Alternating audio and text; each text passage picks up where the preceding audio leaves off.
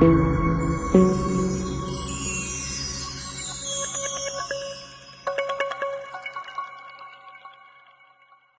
निवाजे गुरु रूप प्यारी साध संगत जी,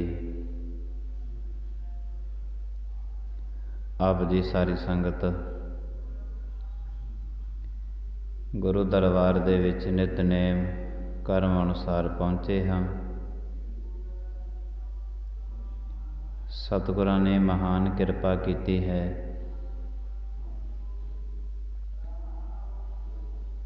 परमात्मा दे चरनां दे विच बैठ के गुरु दा जस करन दा अते सुनन दा सुभाग समा मिलिया।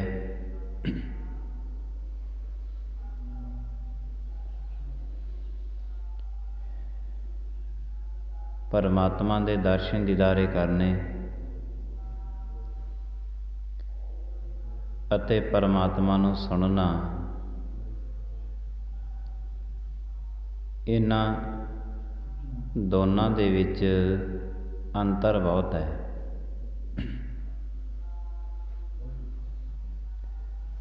गुरु नानक देव साहिब जी महाराज नूं जिन्हां ने देखिया, बगदाद की धरती ते गुरु नानक महाराज गए, उन्होंने सिर्फ गुरु नानक नूं देखिया सी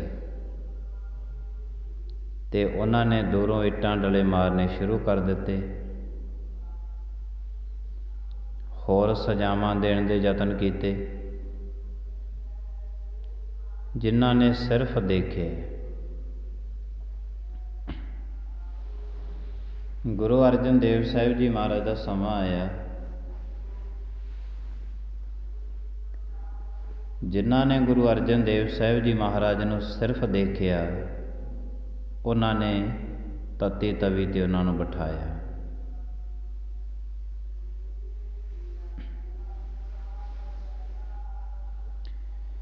गुरु नानक देव साहिब जी महाराज नूं देखना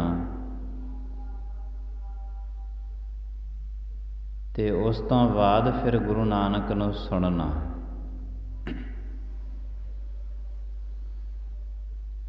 उही बगदाद की धरती के लोग सी, उही दस्तगिरी पीर सी। जदों गुरु नानक दे बचनां नूं सुन लिया, फिर सारे दा सारा बगदाद दे लोग चरनी टैके। सिर्फ देखना, जिन्हां ने देखे मंसूर नूं सूली ते चढ़ा दिता, जिन्हां ने सिर्फ देखे, ते जिन्हां ने सुने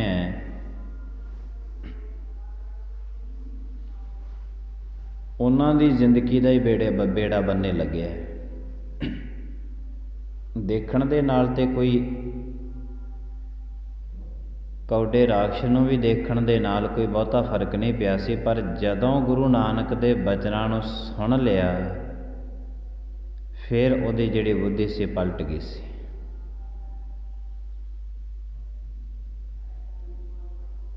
तो इस तो मतलब है कि केवल ते केवल देखना नहीं है, सुनना भी है।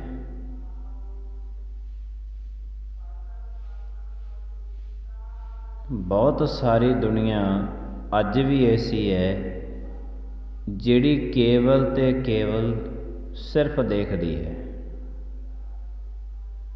सिर्फ देखना, सुनना उन्हां दा काम नहीं है, मनना भी उन्हां दा काम नहीं है, गाउणा भी उन्हां दा काम नहीं है, सिर्फ ते सिर्फ देखदे ने। ते जिन्हां ने अज तक देखिया है, उन्हां दी विरती कोई बहुती चंगी नहीं हुई। देखना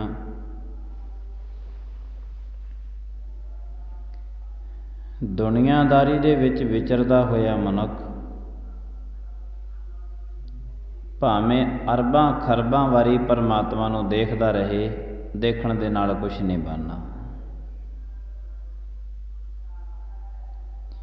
ये अवस्था उदों बनूगी ਜਦੋਂ ਸੁਣਿਆ ਤੇ ਸੁਣ ਕੇ ਮੰਨ ਲਿਆ, ਫਿਰ ਮਨੁੱਖ ਦੀ ਅਵਸਥਾ ਬਣਦੀ ਹੈ ਦਰਸ਼ਨ ਦੇਖ ਜੀਵਾਂ ਗੁਰ ਤੇਰਾ। ਐ ਮੇਰੇ ਪਰਮਾਤਮਾ, ਮੈਂ ਆਪ ਜੀਆਂ ਦੇ ਦਰਸ਼ਨਾਂ ਦੀ ਤਾਂਘ ਰੱਖਦਾ। ਬਾਬਾ ਬੁੱਢਣ ਸ਼ਾਹ ਜੀ ਗੁਰੂ ਨਾਨਕ ਮਹਾਰਾਜ ਨੂੰ ਦੁੱਧ ਦੇਣ ਲੱਗੇ।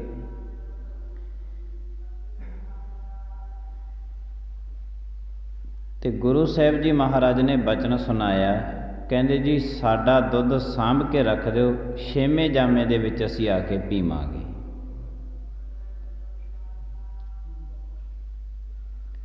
ਜਦ ਇਹ ਬਚਨ ਸੁਣ ਲਿਆ ਤੇ ਉਹਨਾਂ ਨੇ ਮੰਨ ਲਿਆ। 6ਵੇਂ ਜਾਮੇ ਦੇ ਵਿੱਚ ਜਦੋਂ ਗੁਰੂ ਨਾਨਕ ਮਹਾਰਾਜ ਆਏ, 6ਵੇਂ ਪਾਤਸ਼ਾਹ ਮਹਾਰਾਜ ਜੀ 121 ਸਾਲਾਂ ਬਾਅਦ ਮਹਾਰਾਜ ਪਹੁੰਚੇ ਨੇ।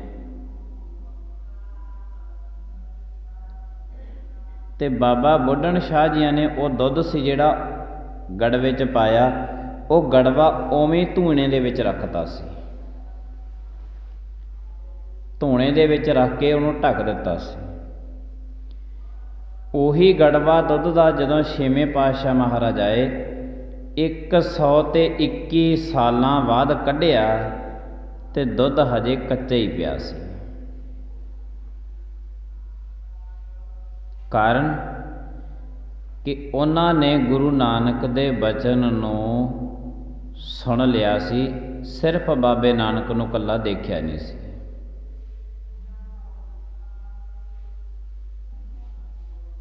ਉਹਨਾਂ ਨੇ ਬਚਨ ਨੂੰ ਸੁਣ ਲਿਆ ਸੀ ਤੇ ਸੁਣ ਕੇ ਬਚਨ ਨੂੰ ਮੰਨ ਲਿਆ ਸੀ। ਇੱਕ ਤਾਂ ਹੁੰਦਾ ਹੈ ਸਿਰਫ ਦੇਖਣਾ, ਇੱਕ ਹੁੰਦਾ ਹੈ ਗੁਰੂ ਦੇ ਬਚਨ ਨੂੰ ਮੰਨ ਕੇ ਦੇਖਣਾ। ਇੱਕ ਤਾਂ ਹੁੰਦਾ ਹੈ ਸਿਰਫ ਮਾਂ-ਬਾਪ ਨੂੰ ਦੇਖਣਾ, ਇੱਕ ਹੁੰਦਾ ਹੈ ਮਾਂ-ਬਾਪ ਦੇ ਬਚਨਾਂ ਨੂੰ ਮੰਨ ਕੇ ਫਿਰ ਉਹਨਾਂ ਨੂੰ ਦੇਖਣਾ। ਜਦੋਂ ਕਿਸੇ ਦੀ ਗੱਲ ਮੰਨ ਕੇ ਅਸੀਂ ਕਿਸੇ ਨੂੰ ਦੇਖਦੇ ਹਾਂ ਤਾਂ ਉਹਦੇ ਵਿੱਚ ਜ਼ਮੀਨ ਅਸਮਾਨ ਦਾ ਫਰਕ ਪੈ ਜਾਂਦਾ ਹੈ। ਜਦੋਂ ਅਸੀਂ ਸਿਰਫ ਇਕੱਲਾ ਦੇਖਦੇ ਹਾਂ, ਉਦੋਂ ਦੇਖਦੇ ਹਾਂ ਕੁਝ ਵੀ ਨਹੀਂ। ਦੇਖਣ ਦੇ ਨਾਲ ਕੀ ਹੈ, ਕਿਉਂਕਿ ਦੁਨੀਆ ਅਕਸਰ ਜਿਹੜਾ ਕੁਛ ਅੱਖੀਆਂ ਨਾਲ ਦਿਖਾਈ ਦਿੰਦਾ ਹੈ, ਇਹ ਦੁਨੀਆ ਉਸੇ ਨੂੰ ਹੀ ਸੱਚ ਮੰਨਦੀ ਹੈ। ਗੁਰੂ ਨਾਨਕ ਦਾ ਘਰ ਹੈ ਜਿਹੜਾ, ਇਹ ਥੋੜ੍ਹਾ ਜਿਹਾ ਮਨੁੱਖ ਨੂੰ ਨਿਰਲੇਪਤਾ ਦੇ ਵਿੱਚ ਲੈ ਕੇ ਜਾਂਦਾ ਵੀ ਜੋ ਤੂੰ ਅੱਖੀਆਂ ਨਾਲ ਦੇਖਦਾ ਹੈ ਇਹ ਸੱਚ ਨਹੀਂ ਹੈ, ਇਹ ਸੱਚ ਨਹੀਂ ਹੈ। ਤੇ ਜੋ ਤੂੰ ਸੱਚਾਈ ਤੋਂ ਵਾਂਝਾ ਰਹਿ ਗਿਆ, ਸੱਚ ਉਹ ਹੈ ਜੋ ਤੈਨੂੰ ਇਹਨਾਂ ਅੱਖੀਆਂ ਦੇ ਨਾਲ ਦਿਖਾਈ ਨਹੀਂ ਦੇਣਾ। ਇੱਕ ਦੇਖਣਾ, ਇੱਕ ਸੁਣਨਾ। ਦੇਖਣ ਵਾਲਿਆਂ ਨੇ ਪਹਿਲੀ ਪਾਤਸ਼ਾਹੀ ਤੋਂ ਲੈ ਕੇ ਦਸਮੇਸ਼ ਪਿਤਾ ਗੁਰੂ ਗੋਬਿੰਦ ਸਿੰਘ ਮਹਾਰਾਜ ਤੱਕ, ਜਿਨ੍ਹਾਂ ਨੇ ਸਿਰਫ ਦੇਖਿਆ ਮਹਾਰਾਜ ਨੂੰ, ਬੜੇ ਵੱਡੇ ਤਸੀਹੇ ਦਿੱਤੇ ਉਹਨਾਂ ਨੇ। ਤੇ ਜਿਨ੍ਹਾਂ ਨੇ ਪਰਮੇਸ਼ਰ ਦੇ ਬਚਨਾਂ ਨੂੰ ਸੁਣ ਲਿਆ ਤੇ ਉਹਨਾਂ ਦੀ ਜ਼ਿੰਦਗੀ ਦਾ ਬੇੜੇ ਬੰਨੇ ਲੱਗ ਗਿਆ। ਉਹਨਾਂ ਦਾ ਅੱਜ ਇਤਿਹਾਸ ਬਣਿਆ ਪਿਆ ਸਿਰਫ ਦੇਖਣਾ। ਜਿਨ੍ਹਾਂ ਨੇ ਸਿਰਫ ਦੇਖਿਆ, ਦਿੱਲੀ ਦਾ ਤਖਤ ਗੁਰੂ ਗੋਬਿੰਦ ਸਿੰਘ ਜੀ ਮਹਾਰਾਜ ਨੂੰ ਸਿਰਫ ਦੇਖਦਾ ਰਿਹਾ, ਬੜੇ ਤਸੀਹੇ ਦਿੰਦਾ ਰਿਹਾ, ਬੜਾ ਕੁਛ ਕਰਦਾ ਰਿਹਾ, ਸਿਰਫ ਦੇਖਣਾ। ਤੀਜੇ ਪਾਤਸ਼ਾਹ ਗੁਰੂ ਅਮਰਦਾਸ ਸਾਹਿਬ ਜੀ ਮਹਾਰਾਜ ਦੇ ਕੋਲ ਇੱਕ ਫਕੀਰ ਆਇਆ। ਮਹਿਮਾ ਬੜੀ ਸੁਣੀ ਸੀ ਮਹਾਰਾਜ ਦੀ ਉਹਨੇ। ਤੇ ਆਉਂਦੇ ਨੂੰ ਜਿਹੜਾ ਮਹਾਰਾਜ ਦਾ ਗੜਵਈ ਸੀ ਉਹਨੂੰ ਕਹਿਣ ਲੱਗਿਆ, ਮੈਂ ਗੁਰੂ ਅਮਰਦਾਸ ਸਾਹਿਬ ਮਹਾਰਾਜ ਦੇ ਦਰਸ਼ਨ ਕਰਨੇ ਨੇ। ਤੇ ਤੁਹਾਨੂੰ ਪਤਾ ਹੈ ਕਿ ਕਦੋਂ ਮਹਾਰਾਜ ਜੀ ਮੈਨੂੰ ਦਰਸ਼ਨ ਦੇਣਗੇ। ਉਹ ਗੜਵਈ ਕਹਿਣ ਲੱਗਿਆ, ਹਜੇ ਤੇ ਸਤਿਗੁਰੂ ਮਹਾਰਾਜ ਜੀ ਪਾਠ ਕਰਦੇ ਨੇ ਪੋਥੀ ਦਾ, ਕਿਉਂਕਿ ਉਹਨੂੰ ਗੜਵਈ ਨੂੰ ਪਤਾ ਸੀ ਕਿੰਨਾ ਟਾਈਮ ਦੇ ਵਿੱਚ ਨਿਤਨੇਮ ਹੁੰਦਾ ਹੈ, ਕਿੰਨਾ ਸਮਾਂ ਪੋਥੀ ਦਾ ਪਾਠ ਕਰਦੇ ਨੇ, ਕਿੰਨਾ ਸਮਾਂ ਲੰਗਰ ਦੇ ਵਿੱਚ ਸੇਵਾ ਕਰਦੇ ਨੇ ਮਹਾਰਾਜ ਜੀ।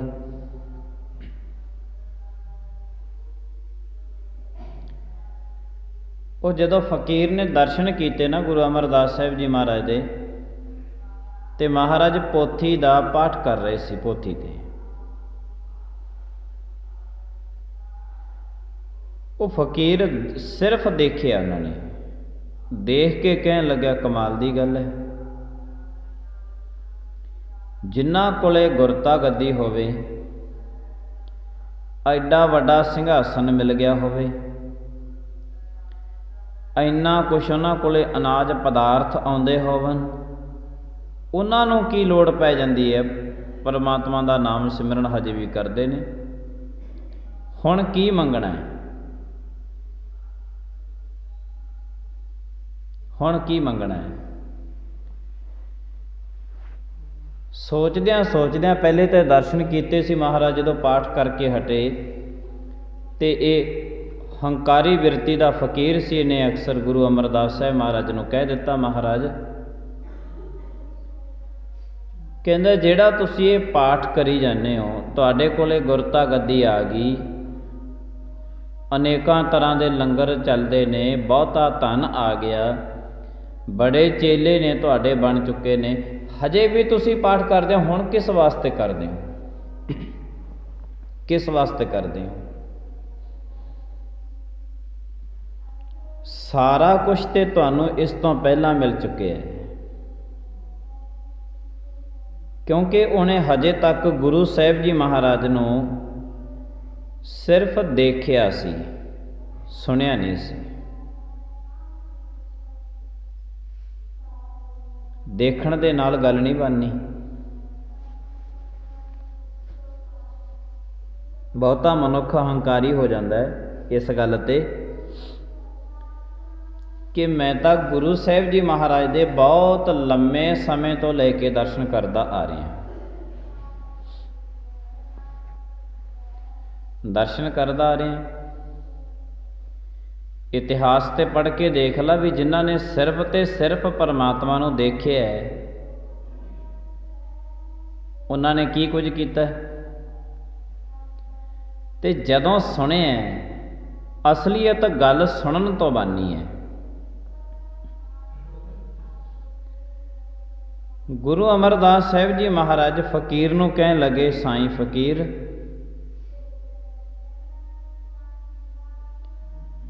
ਜਿਹੜੇ ਸਾਨੂੰ ਪਤਾ ਹੈ ਕਿ ਪਹਾੜ ਨੂੰ ਅਸੀਂ ਖੋਜਣ ਲੱਗੇ ਤੇ ਇੰਨਾ ਕੁਛ ਮਿਲ ਗਿਆ, ਤੁਸੀਂ ਆਪ ਸੋਚ ਕੇ ਦੇਖੋ ਕਿ ਜੇ ਪੂਰੇ ਦਾ ਪੂਰਾ ਪਹਾੜ ਖੋਜ ਲਿਆ ਤੇ ਕਿੰਨਾ ਕੁਛ ਮਿਲੇਗਾ, ਕਿੰਨਾ ਕੁਛ ਮਿਲੇਗਾ। ਇੱਕ ਪਹਾੜ ਦੀ ਕੰਦਰ ਦੇ ਵਿੱਚੋਂ ਥੋੜਾ ਜਿਹਾ ਪਹਾੜ ਖੋਦਿਆ, ਇੰਨਾ ਕੁਛ ਮਿਲ ਗਿਆ। ਪੂਰੇ ਦਾ ਪੂਰਾ ਜਦੋਂ ਪਹਾੜ ਖੋਜ ਲਿਆ ਫਿਰ ਕਿੰਨਾ ਕੁਛ ਮਿਲੇਗਾ। ਜਦੋਂ ਗੁਰੂ ਅਮਰਦਾਸ ਸਾਹਿਬ ਜੀ ਮਹਾਰਾਜ ਨੇ ਇਹ ਬਚਨ ਕੀਤਾ, ਫਕੀਰ ਨੇ ਹੱਥ ਜੋੜ ਲਏ, ਕਹਿੰਦਾ ਮਹਾਰਾਜ ਤੁਸੀਂ ਧੰਨ ਹੋ, ਤੁਹਾਡੀਆਂ ਤੇ ਤੁਸੀਂ ਜਾਣੋ। ਫਕੀਰ ਨੂੰ ਗੁਰੂ ਅਮਰਦਾਸ ਸਾਹਿਬ ਮਹਾਰਾਜ ਕਹਿਣ ਲੱਗੇ, ਫਕੀਰ ਜੀ, ਇਹ ਜਿਹੜਾ ਪਰਮਾਤਮਾ ਦਾ ਘਰ ਹੈ ਨਾ, ਇਹਦੇ ਵਿੱਚ ਜਿਵੇਂ ਜਿਵੇਂ ਅਸੀਂ ਸਿਮਰਨ ਬੰਦਗੀ ਕਰਦੇ ਜਾਵਾਂਗੇ, ਉਵੇਂ ਉਵੇਂ ਰਤਨ ਜਵਾਹਰ ਮਾਨਕ ਸਾਨੂੰ ਮਿਲਦੇ ਜਾਣੇ ਨੇ। ਜਿਵੇਂ ਜਿਵੇਂ ਅਸੀਂ ਇਹਨੂੰ ਖੋਜਦੇ ਤੁਰੇ ਜਾਵਾਂਗੇ। ਜੇ ਅੱਜ ਇੰਨਾ ਕੁਛ ਮਿਲਿਆ ਗੁਰੂ ਸਾਹਿਬ ਜੀ ਮਹਾਰਾਜ ਦੇ ਚਰਨਾਂ ਵਿੱਚ ਆਉਣ ਦੇ ਨਾਲ, ਤੇ ਇਹ ਸਿਮਰਨ ਬੰਦਗੀ ਦੇ ਨਾਲ ਹੋਰ ਅਗਾਹਾਂ ਬਹੁਤ ਕੁਛ ਮਿਲਣਾ ਹੈ। ਮਨੁੱਖ ਤੇ ਕਹਿੰਦਾ ਕਿ ਪਰਮਾਤਮਾ ਮੈਨੂੰ ਤਾਂ ਇੱਥੇ ਹੀ ਦੇ ਚੱਲ, ਸਾਰਾ ਕੁਛ ਇੱਥੇ ਹੀ ਮਿਲ ਜੇ ਮੈਨੂੰ। ਇੱਥੇ ਤਾਂ ਗੁਰੂ ਸਾਹਿਬ ਜੀ ਮਹਾਰਾਜ ਕਹਿੰਦੇ ਫਿਰ ਕੁਝ ਦੁੱਖ ਨੇ ਕਈ ਰੂਪਾਂ ਦੇ ਵਿੱਚ, ਕਈ ਰੂਪਾਂ ਦੇ ਵਿੱਚ ਨੇ। ਇੱਕ ਤਾਂ ਵਿਛੋੜੇ ਦਾ ਦੁੱਖ ਹੈ, ਬਹੁਤ ਵੱਡਾ ਦੁੱਖ ਹੈ। ਦੂਸਰਾ ਹੈ ਭੁੱਖ ਦਾ ਦੁੱਖ, ਬਹੁਤ ਵੱਡਾ ਦੁੱਖ ਹੈ। ਤੀਸਰਾ ਹੈ ਜੰਮਣ ਤੇ ਮਰਨ ਦਾ ਦੁੱਖ, ਬਹੁਤ ਵੱਡਾ ਹੈ। ਚੌਥਾ ਹੈ ਰੋਗ ਦਾ ਦੁੱਖ, ਸਰੀਰ ਨੂੰ ਰੋਗ ਲੱਗ ਜਾਣਾ। ਇਹ ਵੱਡੇ ਦੁੱਖ ਮੰਨੇ ਗਏ ਨੇ। ਇੱਕ ਵਿਛੋੜਾ, ਇੱਕ ਦੁੱਖ ਭੂਖ, ਇੱਕ ਦੁੱਖ ਸਖਤ ਵਾਰ ਜਮਦੂਤ, ਇੱਕ ਦੁੱਖ ਰੋਗ ਲੱਗੈ ਤਨ ਧਾਏ, ਵੈਦ ਨਾ ਭੋਲੇ ਦਾਰੂ ਲਾਏ। ਇਹ ਸਤਿਗੁਰਾਂ ਨੇ ਦੱਸੇ ਨੇ, ਇਹ ਵੱਡੇ ਦੁੱਖ ਨੇ ਜਿਹੜੇ। ਤੇ ਤਕਰੀਬਨ ਇਹ ਸਾਰੀਆਂ ਜ਼ਿੰਦਗੀਆਂ ਦੇ ਕੋਲ ਹੈਗੇ ਨੇ। ਕੋਈ ਜ਼ਿੰਦਗੀ ਇਹੋ ਜਿਹੀ ਨਹੀਂ ਹੈ ਜਿਹੜੀ ਜ਼ਿੰਦਗੀ ਦੇ ਵਿੱਚ ਵਿਛੋੜਾ ਨਾ ਹੋਵੇ। ਸਾਰਿਆਂ ਦੇ ਕੋਲ ਹੈ। ਕਿਸੇ ਦੇ ਮਾਂ-ਬਾਪ ਵਿਛੜ ਗਏ ਨੇ, ਕੋਈ ਖੁਦ ਵਿਛੜ ਗਏ ਨੇ, ਕੋਈ ਕਿਸੇ ਤੋਂ ਵਿਛੜਿਆ, ਕੋਈ ਕਿਸੇ ਤੋਂ ਵਿਛੜਿਆ। ਭੁੱਖ ਦਾ ਜਿਹੜਾ ਵੱਡਾ ਦੁੱਖ ਹੈ ਇਹ ਵੀ ਸਾਰਿਆਂ ਦੇ ਕੋਲ ਹੈਗਾ, ਸਭ ਦੇ ਕੋਲ ਹੈ। ਭੋਜਨ ਨਾ ਮਿਲੇ ਤੇ ਬੰਦਾ ਬੜਾ ਦੁਖੀ ਹੁੰਦਾ ਹੈ। ਜੰਮਣ ਤੇ ਮਰਨ ਦਾ ਦੁੱਖ ਵੀ ਸਾਰਿਆਂ ਦੇ ਕੋਲ ਹੈਗਾ।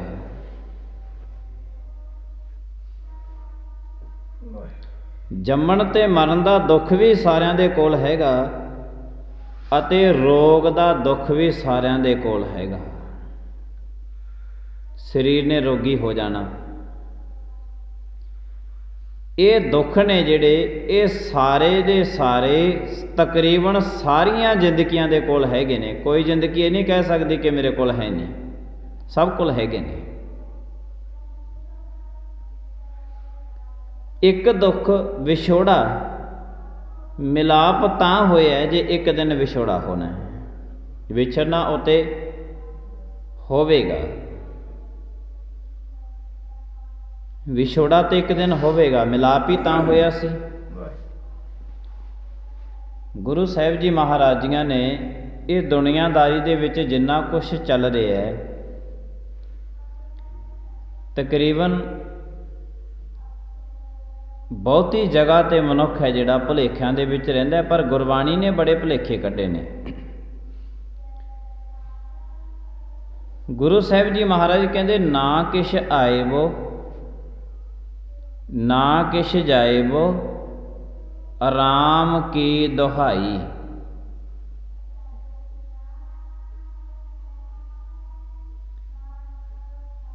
ਗੁਰੂ ਸਾਹਿਬ ਜੀ ਮਹਾਰਾਜ ਦੇ ਬਚਨ ਨੇ ਕਿ ਨਾ ਤਾਂ ਸੰਸਾਰ ਦੇ ਵਿੱਚ ਕੁਛ ਆਉਂਦਾ ਹੈ ਤੇ ਨਾ ਹੀ ਕੁਛ ਸੰਸਾਰ ਦੇ ਵਿੱਚੋਂ ਜਾਂਦਾ ਹੈ। ਤਕਰੀਬਨ ਦੋ ਗੱਲਾਂ ਤੇ ਅਸੀਂ ਮੰਨਦੇ ਹਾਂ ਨਾ। ਇੱਕ ਤਾਂ ਜੰਮਣ ਨੂੰ ਮੰਨਦੇ ਹਾਂ ਅਸੀਂ ਕਿ ਸਾਡੇ ਘਰੇ ਫਲਾਨਿਆਂ ਦੇ ਘਰੇ ਬੇਟੇ ਦਾ ਜਨਮ ਹੋਇਆ, ਮੰਨਦੇ ਹਾਂ, ਜੰਮਿਆ ਬੱਚਾ। ਇੱਕ ਅਸੀਂ ਮਰਨ ਨੂੰ ਮੰਨਦੇ ਹਾਂ, ਫਲਾਨਿਆਂ ਦੇ ਘਰ ਫਲਾਨਾ ਸਿੰਘ ਸੀ ਜਿਹੜਾ ਉਹ ਮਰ ਗਿਆ, ਮੌਤ ਦੇ ਵੱਸ ਪੈ ਗਿਆ। ਦੋਨੇ ਗੱਲਾਂ ਮੰਨਦੇ ਹਨ। ਪਰ ਗੁਰਬਾਣੀ ਦਾ ਵੀ ਇਹ ਸ਼ਬਦ ਸਾਨੂੰ ਸਤਿਗੁਰਾਂ ਨੇ ਬਖਸ਼ਿਆ ਕਿ ਨਾ ਕਿਛ ਆਇਬੋ ਨਾ ਕਿਛ ਜਾਇਬੋ। ਨਾ ਹੀ ਤਾਂ ਸੰਸਾਰ ਦੇ ਵਿੱਚ ਕੁਛ ਆਇਆ ਸੀ ਤੇ ਨਾ ਹੀ ਸੰਸਾਰ ਦੇ ਵਿੱਚੋਂ ਕੁਛ ਵਾਪਸ ਗਿਆ। ਹੁਣ ਇਹ ਬੜੀ ਵੱਡੀ ਗੱਲ ਹੈ, ਇੱਕ ਬੜਾ ਵੱਡਾ ਸਵਾਲ ਹੈ ਕਿ ਸੰਸਾਰ ਵਿੱਚ ਆਇਆ ਵੀ ਕੁਛ ਨਹੀਂ ਤੇ ਸੰਸਾਰ ਵਿੱਚੋਂ ਗਿਆ ਵੀ ਕੁਛ ਨਹੀਂ। ਅਸੀਂ ਕਹਿੰਦੇ ਹਾਂ ਸੰਸਾਰ ਦੇ ਵਿੱਚ ਬੰਦਾ ਆਇਆ ਵੀ ਸੀ ਤੇ ਬੰਦਾ ਗਿਆ ਵੀ ਹੈ। ਪੰਜ ਤੱਤ ਤੁਧ ਸ੍ਰਿਸ਼ਟ ਸਭ ਸਾਜੀ, ਪੰਜ ਤੱਤਾਂ ਦਾ ਇਹ ਭੌਤਿਕ ਸਰੀਰ ਹੈ ਸਾਡਾ। ਪੰਜ ਤੱਤ ਕਿਹੜੇ ਕਿਹੜੇ ਨੇ? ਮਿੱਟੀ ਹੈ, ਪਾਣੀ ਹੈ, ਹਵਾ ਹੈ, ਅਗ ਹੈ ਤੇ ਆਕਾਸ਼ ਹੈ। ਪੰਜ ਤੱਤ ਨੇ। ਪੰਜ ਤੱਤਾਂ ਦੇ ਵਿੱਚ ਗੁਰੂ ਅਰਜਨ ਦੇਵ ਸਾਹਿਬ ਜੀ ਮਹਾਰਾਜ ਕਹਿੰਦੇ ਪੰਜ ਤੱਤ ਤੁਧ ਸ੍ਰਿਸ਼ਟ ਸਭ ਸਾਜੀ। ਜਿੰਨੀ ਸਾਰੀ ਸ੍ਰਿਸ਼ਟੀ ਹੈ ਇਹ ਪੰਜ ਤੱਤ ਜਦੋਂ ਇਕੱਠੇ ਹੁੰਦੇ ਨੇ ਤੇ ਮਾਂ ਦੇ ਉਦਰ ਦੇ ਅੰਦਰ ਇਕੱਠੇ ਹੁੰਦੇ ਨੇ। ਦੂਜਾ ਪ੍ਰਮਾਣ ਗੁਰੂ ਨਾਨਕ ਦਾ ਲੈ ਲਓ, ਮਾਤਾ ਧਰਤ ਮਹੱਤ। ਸ਼ਲੋਕ ਵਿੱਚ ਅਸੀਂ ਪੜ੍ਹਦੇ ਹਾਂ ਨਾ, ਮਹੱਤ ਦਾ ਅਰਥ ਹੈ ਮਹੱਤਵਪੂਰਨ, ਬਹੁਤ ਵੱਡਾ। ਤੇ ਮਾਤਾ ਧਰਤ ਮਹੱਤ, ਇੱਕ ਉਹ ਮਾਂ ਜਿਹਨੇ ਜਨਮ ਦਿਖਾਇਆ, ਇੱਕ ਇਹ ਮਾਂ ਧਰਤੀ ਮਾਂ ਜਿਹੜੀ ਸਾਨੂੰ ਆਪਣੀ ਗੋਦ ਦੇ ਵਿੱਚ ਰੱਖਦੀ ਹੈ, ਬੜੇ ਸੁਚੱਜੇ ਢੰਗ ਦੇ ਨਾਲ ਸਾਡੀ ਪਾਲਣ ਪੋਸ਼ਣਾ ਕਰਦੀ ਹੈ। ਜਿਉਂ ਵਸਦਾ ਕੋ ਖੋਦਾ ਕੋ ਚੰਦਨ ਲੇਪ, ਸਾਨੂੰ ਕੁਛ ਵੀ ਨਹੀਂ ਕਹਿੰਦੀ। ਭਾਵੇਂ ਇਹਨੂੰ ਅਸੀਂ ਖੋਦੀ ਜਾਈਏ ਤੇ ਭਾਵੇਂ ਇਹ 'ਤੇ ਚੰਦਨ ਦਾ ਲੇਪ ਕਰੀ ਜਾਈਏ, ਸਾਨੂੰ ਫਿਰ ਵੀ ਕੁਛ ਨਹੀਂ ਕਹਿੰਦੀ। ਧਰਤੀ ਕਿਸੇ ਨੂੰ ਕੁਛ ਨਹੀਂ ਕਹਿੰਦੀ। ਇਹ ਗੋਦ ਵਿੱਚ ਰੱਖਦੀ ਹੈ।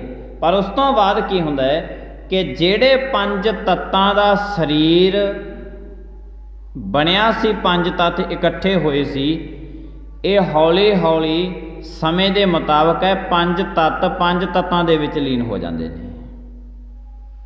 ਮਿੱਟੀ ਮਿੱਟੀ ਦੇ ਵਿੱਚ ਲੀਨ ਹੋ ਜਾਂਦੀ ਹੈ, ਪਾਣੀ ਪਾਣੀ ਦੇ ਵਿੱਚ ਲੀਨ ਹੋ ਜਾਂਦਾ ਹੈ, ਅੱਗ ਅੱਗ ਦੇ ਵਿੱਚ, ਹਵਾ ਹਵਾ ਦੇ ਵਿੱਚ ਲੀਨ ਹੋ ਜਾਂਦੀ ਹੈ, ਆਕਾਸ਼ ਆਕਾਸ਼ ਦੇ ਵਿੱਚ ਲੀਨ ਹੋ ਜਾਂਦਾ ਹੈ। ਪੰਜ ਤੱਤਾਂ ਦਾ ਸਰੀਰ ਸਾਜਿਆ ਸੀ ਤੇ ਪੰਜ ਤੱਤਾਂ ਦੇ ਵਿੱਚ ਲੀਨ ਹੋ ਗਏ। ਤੇ ਗੁਰੂ ਸਾਹਿਬ ਜੀ ਮਹਾਰਾਜ ਕਹਿੰਦੇ ਨਾ ਕਿਛ ਆਇਬੋ ਨਾ ਕਿਛ ਜਾਇਬੋ, ਰਾਮ ਕੀ ਦੁਹਾਈ, ਨਾ ਤਾਂ ਕੁਛ ਆਇਆ ਸੀ ਨਾ ਗਿਆ। ਪੰਜ ਤੱਤ ਇਸ ਸੰਸਾਰ ਦੇ ਵਿੱਚ ਚੱਲੇ ਆ ਰਹੇ ਨੇ ਤੇ ਪੰਜ ਤੱਤ ਹੈਗੇ ਨੇ। ਗੁਰਮੁਖਾ, ਗੁਰਬਾਣੀ ਪੜ੍ਹਿਆ ਕਰ। ਗੁਰਬਾਣੀ ਪੜ੍ਹਨ ਦੇ ਨਾਲ ਤੇਰੀ ਅਵਸਥਾ ਉੱਚੀ ਹੋ ਜੂਗੀ। ਫੇਰ ਨਹੀਂ ਕਦੇ ਕਹੇਗਾ ਕਿ ਇਹ ਪਰਮਾਤਮਾ ਇਹ ਫਲਾਣਾ ਤੇ ਆਇਆ ਸੀ ਤੇ ਚਲਿਆ ਗਿਆ। ਗੁਰੂ ਸਾਹਿਬ ਜੀ ਮਹਾਰਾਜ ਕਹਿੰਦੇ ਪੰਜ ਤੱਤ ਇਕੱਠੇ ਹੋਏ ਸੀ ਤੇ ਪੰਜ ਤੱਤ ਅੱਜ ਪੰਜ ਤੱਤਾਂ ਦੇ ਵਿੱਚ ਲੀਨ ਹੋ ਗਏ। ਨਾ ਕੋਈ ਆਇਆ ਤੇ ਨਾ ਕੋਈ ਗਿਆ। ਗੁਰੂ ਸਾਹਿਬ ਜੀ ਮਹਾਰਾਜ ਦੇ ਵਚਨ ਕਿ ਇਹ ਪੰਜ ਤੱਤਾਂ ਦੇ ਵਿੱਚ ਲੀਨ ਹੋ ਗਏ। ਕੌਣ ਆਇਆ ਤੇ ਕੌਣ ਗਿਆ? ਨਾ ਕਿਛ ਆਇਬੋ ਨਾ ਕਿਛ ਜਾਇਬੋ, ਰਾਮ ਕੀ ਦੁਹਾਈ। ਗੁਰੂ ਸਾਹਿਬ ਜੀ ਮਹਾਰਾਜ ਦਾ ਬਚਨ ਮੰਨ। ਤੇ ਬਚਨ ਮੰਨੇ, ਜਿਨ੍ਹਾਂ ਨੇ ਬਚਨ ਮੰਨਿਆ ਗੁਰੂ ਸਾਹਿਬ ਜੀ ਮਹਾਰਾਜ ਦਾ, ਜਿਨ੍ਹਾਂ ਨੇ ਸਿਰਫ ਦੇਖਿਆ ਦੇਖਣ ਦੇ ਨਾਲ ਕੋਈ ਫਰਕ ਨਹੀਂ ਪੈਣ ਲੱਗਿਆ, ਮਾਫ ਕਰਿਓ, ਦੇਖਣ ਦੇ ਨਾਲ ਸਾਰਾ ਇਤਿਹਾਸ ਪੜ੍ਹ ਲਓ, ਕੋਈ ਵੀ ਫਰਕ ਨਹੀਂ ਪਿਆ ਸੀ। ਪਰ ਜਦੋਂ ਸੁਣਿਆ ਗੁਰੂ ਨਾਨਕ ਦੇਵ ਸਾਹਿਬ ਜੀ ਮਹਾਰਾਜ ਨੂੰ, ਜਦੋਂ ਸੁਣਿਆ ਸਭ ਚਰਨੀ ਢਹਿ ਪਏ ਮਹਾਰਾਜ ਦੇ, ਵੱਡੇ ਵੱਡੇ ਪੈਗੰਬਰ। ਜਿੰਨਾ ਚਿਰ ਸੁਣਦੇ ਨਹੀਂ ਹੈ ਉਹਨਾਂ ਚਿਰ ਬਾਤ ਪੂਰੀ ਨਹੀਂ ਬਣਨੀ। ਸਿਰਫ ਦੇਖਣ ਦੇ ਨਾਲ ਕੁਛ ਨਹੀਂ ਮਿਲਣਾ। ਦੇਖਿਆ ਤੇ ਜਿੰਨਾ ਇਹਨਾਂ ਅੱਖੀਆਂ ਦੇ ਨਾਲ ਦੇਖਿਆ, ਗੁਰੂ ਸਾਹਿਬ ਜੀ ਮਹਾਰਾਜ ਕਹਿੰਦੇ ਦੇਖਣਾ ਵੀ ਝੂਠ ਹੈ, ਇਹ ਤੇਰੀਆਂ ਅੱਖੀਆਂ ਵੀ ਝੂਠੀਆਂ ਨੇ, ਇਹ ਝੂਠੀਆਂ ਨੇ। ਹੋਰ ਤੇ ਹੋਰ ਗੁਰੂ ਸਾਹਿਬ ਜੀ ਮਹਾਰਾਜ ਕਹਿੰਦੇ ਤੇਰਾ ਤਨ ਵੀ ਝੂਠਾ ਹੈ, ਤੇਰੇ ਕੋਲ ਕੁਛ ਵੀ ਨਹੀਂ ਬਚਣਾ। ਤੇ ਬਿਹਤਰ ਜ਼ਿੰਦਗੀ ਹੈ ਕਿ ਜੇ ਤੂੰ ਆਪਣੀ ਅਸਲੀਅਤ ਜ਼ਿੰਦਗੀ ਜਿਉਣੀ ਚਾਹੁੰਦਾ ਤੇ ਗੁਰੂ ਸਾਹਿਬ ਜੀ ਮਹਾਰਾਜ ਕਹਿੰਦੇ ਹਰ ਇੱਕ ਪੱਖ ਤੋਂ ਗੁਰੂ ਨਾਨਕ ਤੇਰੀ ਬਾਂਹ ਪਕੜਦੇ ਨੇ, ਪਰ ਸਿਰਫ ਬਾਬੇ ਨਾਨਕ ਨੂੰ ਦੇਖ ਨਾ, ਬਾਬੇ ਨਾਨਕ ਨੂੰ ਸੁਣ। ਸੁਣਨ ਦੇ ਨਾਲ ਗੱਲ ਬਣਨੀ ਹੈ। ਗੁਰੂ ਨਾਨਕ ਨੇ ਤੇ ਐਲਾਨੀਆਂ ਕਿਹਾ, ਸੁਣਿਆ ਮੰਨਿਆ ਮਨ ਕੀਤਾ ਭਾਉ, ਇੱਥੇ ਸੁਣੇ ਦੀ ਗੱਲ ਹੈ, ਮਹਾਰਾਜ ਨੇ ਦੇਖਣ ਦੀ ਗੱਲ ਨਹੀਂ ਕੀਤੀ। ਕਿਉਂਕਿ ਜਪਜੀ ਸਾਹਿਬ ਦੇ ਅਨੁਸਾਰ ਪਹਿਲੀਆਂ ਜਿਹੜੀਆਂ 4 ਪੌੜੀਆਂ ਆਉਂਦੀਆਂ ਨੇ ਇਹ ਸੁਣੇ ਦੀਆਂ ਆਉਂਦੀਆਂ ਨੇ। ਸੁਣਿਐ ਸਿੱਧ ਪੀਰ ਸੁਰਨਾਥ, ਸੁਣਿਐ ਤਰਤ ਤਵਲ ਆਕਾਸ, ਸੁਣਿਐ ਦੀਪ ਲੋ ਪਾਤਾਲ, ਸੁਣਿਐ ਪੋਹੇ ਨ ਸਕੈ ਕਾਲ, ਨਾਨਕ ਭਗਤਾਂ ਸਦਾ ਵਿਗਾਸ, ਸੁਣਿਐ ਦੁਖ ਪਾਪ ਕਾ ਨਾਸ। ਦੇਖਣ ਦੇ ਨਾਲ ਨਹੀਂ, ਦੁੱਖਾਂ ਪਾਪਾਂ ਦਾ ਨਾਸ ਪਰਮਾਤਮਾ ਦਾ ਨਾਮ ਸੁਣਨ ਦੇ ਨਾਲ ਹੋਣਾ ਹੈ, ਦੇਖਣ ਦੇ ਨਾਲ ਨਹੀਂ ਹੋਣਾ। ਸੁਣਿਆਂ ਦੀਆਂ 4 ਪੌੜੀਆਂ ਮਹਾਰਾਜ ਨੇ ਬਖਸ਼ੀਆਂ ਨੇ। ਜਿੰਨਾ ਚਿਰ ਸੁਣੇਗਾ ਨਹੀਂ ਓਨਾ ਟਾਈਮ ਮੰਨੇਗਾ ਕਿਵੇਂ? ਜਦੋਂ ਤੋਂ ਪਰਮਾਤਮਾ ਨੂੰ ਸੁਣ ਲਿਆ ਫਿਰ ਮੰਨ ਵੀ ਜਾਵੇਗਾ। ਕਿਉਂਕਿ ਜਿਨ੍ਹਾਂ ਨੇ ਬਾਬੇ ਨਾਨਕ ਨੂੰ ਸੁਣਿਆ ਉਹਨਾਂ ਨੇ ਮੰਨਿਆ, ਸਭ ਦੇ ਸਭ ਚਰਨੀ ਢਹਿ ਪਏ ਨੇ। ਕਿਉਂਕਿ ਹਰ ਇੱਕ ਪੱਖ ਤੋਂ ਗੁਰੂ ਨਾਨਕ ਦੇਵ ਸਾਹਿਬ ਜੀ ਮਹਾਰਾਜ ਨੇ ਸੰਤੁਸ਼ਟੀ ਕਰਵਾਈ ਹੈ ਮਨੁੱਖ ਦੀ, ਹਰ ਇੱਕ ਪੱਖ ਤੋਂ। ਤਕਰੀਬਨ ਭਾਵੇਂ ਮਨੁੱਖ ਇਸ ਗੱਲ 'ਤੇ ਖੜ ਜਾਂਦਾ ਹੈ ਕਿ ਮੈਂ ਕਦੀ ਵੀ ਝੂਠ ਨਹੀਂ ਬੋਲਦਾ, ਨਹੀਂ ਬੋਲਦਾ, ਪਰ ਮਨੁੱਖ ਨੂੰ ਸਾਰੀ ਜ਼ਿੰਦਗੀ ਸਿਵਾਏ ਬਾਬੇ ਨਾਨਕ ਤੋਂ ਬਿਨਾਂ ਹੋਰ ਕੋਈ ਜਗਤ ਦੇ ਵਿੱਚ ਦੱਸਦਾ ਹੀ ਨਹੀਂ ਕਿ ਤੂੰ ਕਿੰਨੇ ਤਰ੍ਹਾਂ ਦੇ ਇੱਕ ਦਿਨ ਵਿੱਚ ਕਰੋੜਾਂ ਝੂਠ ਮਾਰ ਜਾਂਦਾ ਹੈ। ਪਰ ਗੁਰਮੁਖਾ ਤੂੰ ਬਾਣੀ ਪੜ੍ਹਦਾ ਨਹੀਂ, ਤੈਨੂੰ ਇਸ ਕਰਕੇ ਪਤਾ ਨਹੀਂ ਲੱਗਦਾ ਕਿ ਮੈਂ ਕਿੰਨੇ ਝੂਠ ਮਾਰਦਾ। ਇਹ ਝੂਠ ਹੀ ਹੋਇਆ। ਨਾ ਕਿਛ ਆਇਬੋ ਨਾ ਕਿਛ ਜਾਇਬੋ, ਨਾ ਕੋਈ ਸੰਸਾਰ ਦੇ ਵਿੱਚ ਆਇਆ ਤੇ ਨਾ ਕੋਈ ਗਿਆ। ਤੇ ਮਨੁੱਖ ਤੇ ਕਹਿੰਦਾ ਹੈ ਫਲਾਣਾ ਸੰਸਾਰ ਦੇ ਵਿੱਚ ਆਇਆ ਤੇ ਫਲਾਣਾ ਸੰਸਾਰ ਦੇ ਵਿੱਚੋਂ ਗਿਆ। ਹਰ ਇੱਕ ਪੱਖ ਤੋਂ ਗੁਰੂ ਨਾਨਕ ਦੇਵ ਸਾਹਿਬ ਜੀ ਮਹਾਰਾਜ ਸਾਡੀ ਬਾਂਹ ਪਕੜਦੇ ਨੇ। ਗੁਰੂ ਅਮਰਦਾਸ ਸਾਹਿਬ ਜੀ ਮਹਾਰਾਜ ਕਹਿਣ ਲੱਗੇ ਨਾ, ਫਕੀਰ ਜੀ, ਸਾਈਂ ਫਕੀਰ, ਅਸੀਂ ਗੁਰਬਾਣੀ ਦਾ ਜਾਪ ਇਸ ਵਾਸਤੇ ਕਰ ਰਹੇ ਹਾਂ ਕਿ ਹਜੇ ਹੋਰ ਵੀ ਇਸ ਨਿਦਾਨ ਖਜ਼ਾਨੇ ਨੂੰ ਖੋਜਿਆ ਜਾਵੇ। ਹੋਰ ਵੀ ਅਗਾਹਾਂ, ਜਿਵੇਂ ਜਿਵੇਂ ਅਗਾਹਾਂ ਜਾਵਾਂਗੇ ਹੋਰ ਬੜਾ ਕੁਛ ਮਿਲਣਾ ਹੈ। ਇੱਥੇ ਵਸ ਨਹੀਂ ਕਰਨਾ ਕਿ ਜੇ ਹੁਣ ਮਿਲ ਗਈ ਹੈ ਗੁਰਤਾ ਗੱਦੀ ਤੇ ਜੇ ਹੁਣ ਮਿਲ ਗਈ ਹੈ ਪ੍ਰਭਤਾ, ਜੇ ਹੁਣ ਦੁਨੀਆ ਸਜਦਾ ਕਰਦੀ ਹੈ, ਇੱਥੇ ਹੀ ਵਸ ਨਹੀਂ ਕਰਨਾ, ਹਜੇ ਅਗਾਹਾਂ ਵੀ ਖੋਜਣਾ ਹੈ। ਪਰ ਮਨੁੱਖ ਦੇ ਕੋਲ ਥੋੜ੍ਹੀ ਜਿਹੀ ਪ੍ਰਭਤਾ ਕੀ ਆ ਜਾਂਦੀ ਹੈ, ਫਿਰ ਇਹ ਸਮਝਦਾ ਹੈ ਕਿ ਸ਼ਾਇਦ ਇਹ ਜਿਹੜਾ ਜੋ ਕੁਛ ਕਰਦਾ ਹੈ ਇਹ ਸਾਰਾ ਕੁਛ ਮੈਂ ਕਰਦਾ। ਬੜੀਆਂ ਜ਼ਿੰਦਗੀਆਂ ਇਹੋ ਜਿਹੀਆਂ ਨੇ ਜਿਹੜੀਆਂ ਪਰਮਾਤਮਾ ਦੇ ਘਰ ਦੇ ਵਿੱਚ ਵੀ ਰਹਿੰਦੀਆਂ ਹੋਈਆਂ ਵੀ ਜ਼ਿੰਦਗੀਆਂ ਡੁੱਬੀਆਂ ਹੋਈਆਂ ਨੇ। ਹਮ ਦੇਖਾਂ ਤਹਿ ਡੁੱਬੀ ਅਲੇ, ਡੁੱਬੇ ਹੋਏ ਨੇ, ਸਭ ਦੇ ਸਭ ਡੁੱਬੇ ਹੋਏ ਨੇ। ਕੋਈ ਵਿਰਲੀ ਵਾਂਝੀ ਜ਼ਿੰਦਗੀ ਹੈ ਜਿਹੜੀ ਕੋਈ ਲਾਹਾ ਲੈ ਲੈਂਦੀ, ਕਿਉਂਕਿ ਸਿਰਫ ਤੇ ਸਿਰਫ ਉਹਨਾਂ ਦਾ ਮਤਲਬ ਹੈ ਦੇਖਣਾ, ਦੇਖਣਾ। ਬਹੁਤ ਸਾਰੀਆਂ ਜ਼ਿੰਦਗੀਆਂ ਨੇ ਐਸੀਆਂ।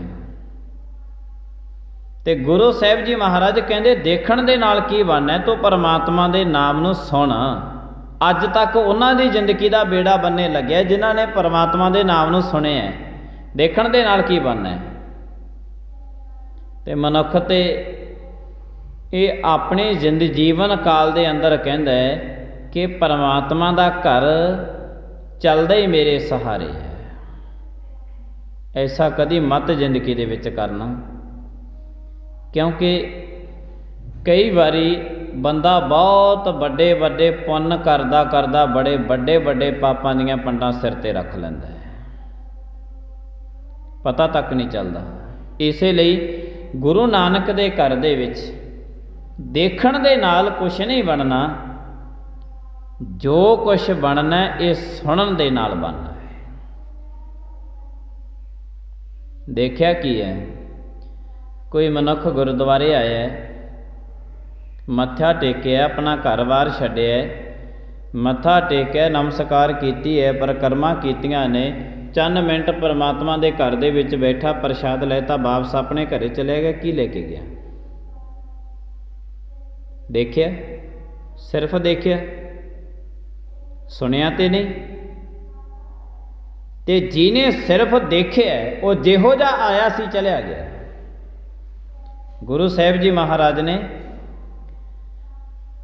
गुरु दे घर दे विच संगत अते पंगत दो चीज़ां बराबर रखियां ने। क्यों रखियां ने?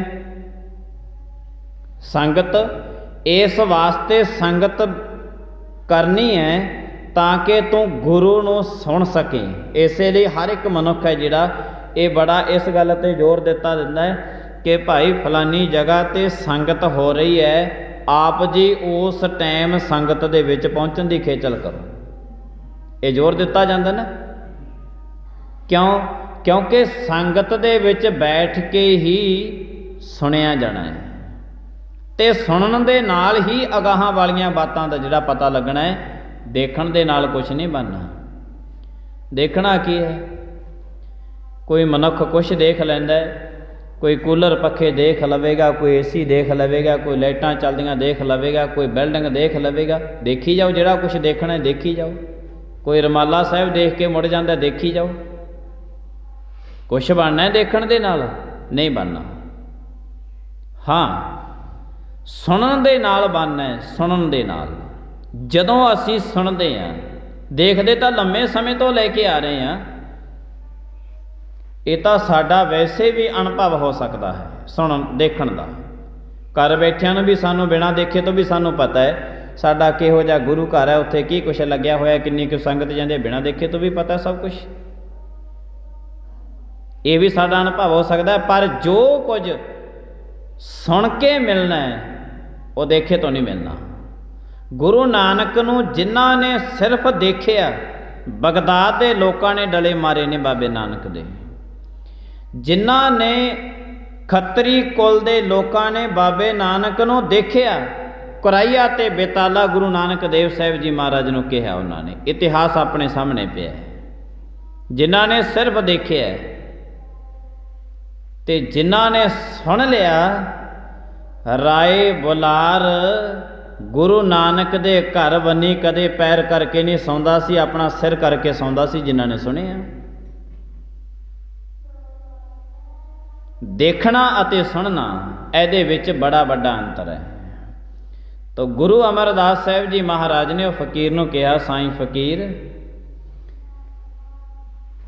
कहंदे सुनना है परमेश्वर दा नाम कि इस पहाड़ दे विच होर किन्ने कुछ हीरे रतन जवाहरत मानक ने जिहड़े होर मिलने ने। इस करके जो कुछ मिलिया ਉਹਦਾ शुकराना ते अगाह वास्ते होर कुछ ना कुछ मिलता रहे। ऐसे वास्ते असीं गुरबाणी निरंतर सिलसिलावार पढ़ते रहने हैं।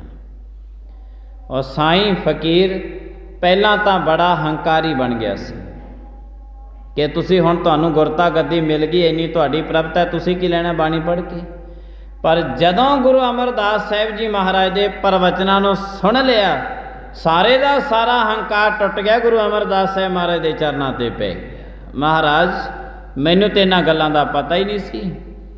अज भी इहो गल्लां ने गुरु साहिब जी महाराज दे चरनां विच असीं ढैने आ। महाराज जो आप जियां ने सुनाइयां ਇਹ ਗੱਲਾਂ ਦੇ ਤੇ ਸਾਨੂੰ पता ही नहीं सी। जो सानू नहीं पता ते दुनिया के किसी होर कोने तो मिलना भी नहीं, वो ऐस जगह तो मिलनियां ने।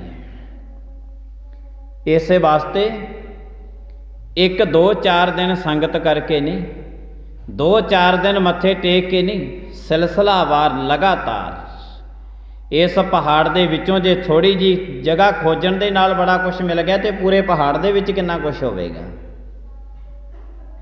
जे गुरबाणी की एक पंक्ति सुन के इन्ना ज्ञान मिल गया तो सारे गुरु ग्रंथ साहिब जी महाराज दीयां पंक्तियां सुन के कितना कुछ ज्ञान मिलना है। बड़ा कुछ है इत्थे, बड़ा कुछ परमात्मा। पर गुरु साहिब जी महाराज कहते जदों तो सुन लिया ना, इनू अणगौलिया ना करी, मन लई, मन नहीं। इस गुरु साहिब जी महाराज कृपा करन, मन्ने दियां चार पौड़ियां महाराज ने वर्णन कीतियां ने, क्योंकि इस तो अगाह मैं समय की समाप्ति हो चुकी है, अगाह नहीं चल सकते। ਗੁਰੂ ਨਾਨਕ ਮਹਾਰਾਜ ਜੀ ਕਿਰਪਾ ਕਰਦੇ ਨੇ। ਤੋ ਗੁਰੂ ਸਾਹਿਬ ਜੀ ਮਹਾਰਾਜ ਨੇ ਜਿਵੇਂ ਜਿਵੇਂ ਮਹਾਰਾਜ ਕਿਰਪਾ ਕਰਦੇ ਨੇ ਉਹਨਾਂ ਕੁ ਸਮੇਂ ਨੂੰ ਆਪਾਂ ਸੁਹਾਵਣਾ ਬਣਾਉਣ ਦੇ ਯਤਨ ਕਰਦੇ ਹਾਂ।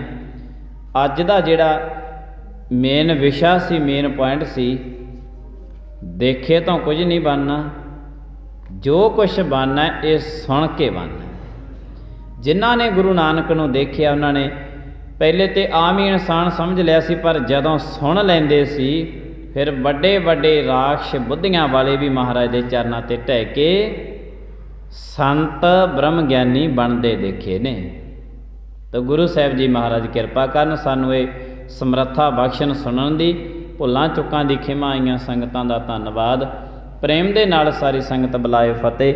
ਵਾਹਿਗੁਰੂ ਜੀ ਕਾ ਖਾਲਸਾ, ਵਾਹਿਗੁਰੂ ਜੀ ਕੀ ਫਤਿਹ।